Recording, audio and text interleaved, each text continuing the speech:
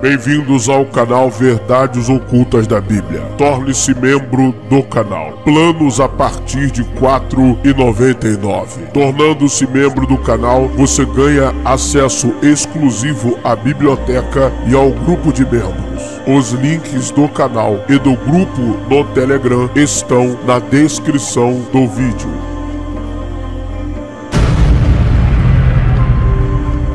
Ative o sino das notificações. O ser que menos fala na Bíblia é Deus. A Bíblia, ela não é a palavra de Deus, ela contém a palavra de Deus. Olá, meus amigos, bem-vindos ao canal Verdades Ocultas da Bíblia. E vamos analisar a fala do deputado federal Marcos Feliciano, em que ele irá afirmar de que a Bíblia não é a palavra de Deus, mas que contém a palavra de Deus.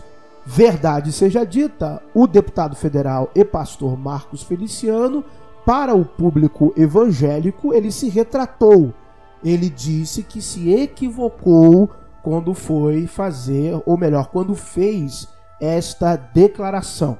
Então devemos ser justos para o seu público, para o seu eleitorado, para a igreja evangélica protestante cristã brasileira. Marcos Feliciano voltou atrás com a sua declaração. Então ele disse que sim, a Bíblia é a palavra de Deus. Ele falou que construiu um raciocínio erradamente. Então vamos analisar este vídeo, porque a Bíblia é a palavra de Deus. O ser que menos fala na Bíblia é Deus. A Bíblia, ela não é a palavra de Deus, ela contém a palavra de Deus. Vamos falar algumas coisas aqui que talvez não sejam do agrado, vamos dizer, do eleitorado do Marco Feliciano, e ele, na verdade, disse algo que talvez já estava um pouco engasgado na garganta dele, e ele deixou escapar por um ato falho. Penso eu que possa ter sido por isso, e não por uma questão da construção de um pensamento. Se você é crente, se você é religioso, não assista a este vídeo. Eu farei citações de obras antigas que foram compostas antes da Bíblia hebraica e assim também antes dos escritos do Novo Testamento. Talvez você não tenha condições de avaliar as verdades que eu irei dizer aqui. Não estou dizendo avaliar no sentido que serão verdades ou não, mas talvez você não tenha recursos intelectuais para entender as verdades que eu irei expor neste vídeo. E eu não falo isso de maneira arrogante, eu estou falando de maneira sincera e objetiva. Talvez você não seja capaz de entender as verdades, as citações que eu farei neste vídeo. Estão além da sua compreensão, além da sua capacidade intelectual. Não vai bater com as coisas que você ouviu na escolinha bíblica dominical, lendo a Bíblia João Ferreira de Almeida em português. Não vai dar certo. Então, se você é fundamentalista religioso, se você é muito apegado à religião, se você tem uma história totalmente atrelada à religião cristã, protestante, evangélica, brasileira, não assista a este vídeo. Saia dele nesse momento, porque haverá um divisor de águas caso você aqui permaneça e absorva tudo que eu irei contar aqui. Então, vai enquanto é tempo. Aos demais amigos, aos acadêmicos, aos estudiosos, aos pesquisadores, aos exegetas, aos filólogos, aos historiadores, aos críticos literários, com certeza o que eu falarei aqui não é de nenhuma surpresa. A Bíblia hebraica, conhecida como Antigo Testamento, assim como os documentos do Novo Testamento, são textos que neles há a cópia, há a dita citação direta e indireta de diversas literaturas antigas egípcias. Por exemplo, o Salmo 104 é uma cópia do hino a Atom. No Antigo Testamento existem diversos textos que são paralelos de textos ugaríticos. A questão é que os textos ugaríticos são datados do século XVI ao século XIV antes da Era Comum, ou seja, são textos muito mais antigos que a Bíblia hebraica. Salmo 74, versículo 13 é um exemplo. Salmo 88, Salmo 82, Salmo 29, fora outros aqui que eu vou ficar citando, todos estes textos guardam paralelos com textos ugaríticos. No livro de Jó, há diversos paralelos com textos ugaríticos. Um exemplo é Jó 26:12. No livro de Eclesiastes, há vários paralelos com, por exemplo, o texto egípcio Canção do Arpista. Há paralelos no livro de Eclesiastes com a epopeia de Gilgamesh. Daniel é o Danel da epopeia de Akhat. O próprio texto massorético deixa claro em uma nota que se escreve Danel e se lê Daniel, fazendo uma óbvia referência a Danel. Diversas menções, textos acerca do deus El é paralelo, é altamente comparável aos textos ugaríticos. No livro de Provérbios há diversos paralelos com o texto egípcio chamado Instrução de Amenemop. Também há ditados árabes no livro de Provérbios. No livro de Daniel, capítulo 7, que fala do que vem sobre as nuvens, é um óbvio paralelo com o ciclo de Baal. No ciclo de Baal, Baal que é citado diversas vezes sendo o filho do antigo, ou seja, o ancião de dias, e ele é aquele que cavalga sobre as nuvens. O que vem sobre as nuvens está lá no ciclo de Baal. Todos esses textos que eu citei aqui são textos que são anteriores à composição da Bíblia hebraica. Mas é óbvio que na escolinha dominical ninguém vai te ensinar isso. Se formos falar do Novo Testamento, o livro de Enoque é largamente citado no Novo Testamento, largamente citado nos Evangelhos, cartas paulinas. Se nós formos falarmos então do livro do Apocalipse, o que seria o livro do Apocalipse se não fosse o livro de Enoque? A diferença é que o cristão fundamentalista, ele não vai ler estas obras, ele não vai olhar a data de composição destas obras, porque ele segue uma doutrina religiosa. O objeto de interesse da maioria dos crentes não é o conhecimento, mas é o fetiche religioso. Termos paralelos que nós encontramos na literatura romana, como na inscrição de Priene, na literatura grega, estão no Novo Testamento. Lembrando que a Bíblia hebraica é um fenômeno literário de aproximadamente o século 7 antes da Era Comum, antes de Cristo. Muitos cristãos não sabem disso, é uma verdade. Muitos cristãos acham que Moisés escreveu o Pentateuco. É uma realidade. Muitos cristãos acham que existem cópias antiguíssimas da Bíblia hebraica, por exemplo.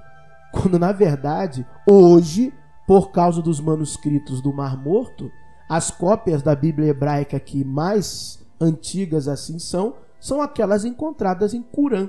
E que, ao contrário do que um certo acadêmico aí de mentirinha, que eu sempre falo acadêmico de mentira, cristão, afirmou que as cópias, que o Códice de Leningrado, o texto massorético, é praticamente idêntico ao texto curânico, é uma mentira. Existem grandes discrepâncias entre o texto de Qurã e o texto que nós conhecemos como texto massorético, Códice de Leningrado. existem diferenças entre o texto massorético e a Septuaginta. Agora, curiosamente, existem mais concordâncias entre o texto curânico e a Septuaginta do que o texto curânico e o texto massorético. Porque o texto massorético não foi só uma tradução, foi a mudança de vocábulos, a mudança e edição de textos. Vemos isso claramente a partir do texto de Qurã, que é mais antigo que o texto massorético. Há um livro muito bom chamado As Origens da Torá, livro de Israel Finkelstein e Thomas Homer, da editora Vozes, que na verdade este livro é uma série de compilados de artigos científicos, teses, dissertações e outras obras literárias que foram publicadas que falam da origem da Torá. Então, na verdade, não é que Israel Finkelstein e Thomas Homer escreveram este livro, mas é como se fosse eles editaram esse livro, que é uma reunião de diversos artigos que falam sobre o tema da origem da Torá. Inclusive, a partir dele, você ainda vai encontrar diversos outros livros que falam sobre este tema. Um bom manual também do Antigo Testamento vai deixar isso claro, vai deixar isso bem escancarado, bem óbvio a essa questão. Discurso de Dion Crisóstomo na boca de Jesus, palavras de Árrica na boca de Jesus, os deuterocanônicos católicos na boca de Jesus, como Sabedoria de Ben Sirá, por exemplo, Tobias no Apocalipse, incríveis paralelos de textos dos essênios curânicos no Novo Testamento. Se formos falar então do mobiliário da arca, mesa dos pães da propiciação, tabernáculo, tudo semelhante ao mobiliário religioso egípcio. Tudo isso com comprovação arqueológica, histórica, com livros publicados e revisados e artigos e mais artigos escritos. A maioria em inglês, porque no Brasil você não tem direito ao conhecimento. Exatamente isso, a verdade tem que ser dita. No Brasil o que vale é o voto, é o cabresto, é a arrecadação. Você viu quantos pastores que se levantaram contra Marcos Feliciano? Por quê? Porque não pode falar. Se falar, você vai atrás, você vai pesquisar. Não pode falar isso. A questão é o que é a palavra de Deus. O que é a palavra de Deus? Para o crente fundamentalista religioso, é a tradução impressa que ele tem e carrega embaixo do seu braço, do texto Receptus para o Novo Testamento, que é uma amálgama de não sei quantos mil pergaminhos gregos do Novo Testamento, e para o Antigo Testamento, o chamado Códice de Leningrado, que é o que rege ainda a tradução do Antigo Testamento. Então, o que é a palavra de Deus? A verdade é que a maioria desses cristãos, eles não têm condições cognitivas de responder o que é a palavra de Deus. Nem do ponto de vista religioso, nem do ponto de vista acadêmico. Porque o texto, como literatura, ele não é a palavra de Deus. Quando você pode fazer uma menção religiosa que este texto é a palavra de Deus, nada mais é do que se o mesmo se refere acerca do sagrado, de tentar, de alguma forma, falar de coisas metafísicas. Mas nem isso você tem na historiografia da Bíblia hebraica. Você tem conflitos sociais, conflitos políticos, reis que se enfrentam, conflitos tribais que a narrativa bíblica constrói. No Novo Testamento e em algumas pequenas porções do Antigo Testamento, você tem alguma preocupação com questões metafísicas, que aí nós poderíamos dizer que seria uma preocupação em falar acerca do sagrado, em falar acerca de Deus. Mas a verdade é que toda a construção socioliterária da Bíblia, ela se ampara em questões morais e éticas. Exatamente isso. Não há profundidade em falar do transcendente nos textos da Bíblia hebraica, porque este não era o objetivo dos autores. Os autores estão contando de maneira narrativa, simbólica ou literária a maneira como eles se relacionavam entre si no que diz respeito ao povo e em como eles viam esse tipo de relação com Deus. Mas toda essa relação está amparada em estruturas históricas diferentes. Então, por exemplo, quando nós olhamos o Pentateuco, é a moda egípcia. Quando nós observamos a teurgia dos Salmos, é a moda ugarítica. Quando nós observamos a redação deuteronomista da monarquia, é na forma de uma tentativa monoteísta, a moda persa. Exatamente. Então nós temos estruturas de diferentes percepções ao longo da história. E se nós formos falar de monoteísmo ou monolatria, o que nós temos historiograficamente primeiro é a questão de Akhenaton, que ninguém vai te ensinar isso na igreja também, de Akhenaton. Depois nós temos a questão persa, de Ahura Mazda, que primeiro começa com um dualismo que vai avançar para um monoteísmo, dentro da evolução da tradição persa. Mazdaísmo e zoroastrismo posteriormente, que vai se tornar a religião, a ortodoxia dos imperadores persas. Exatamente isso.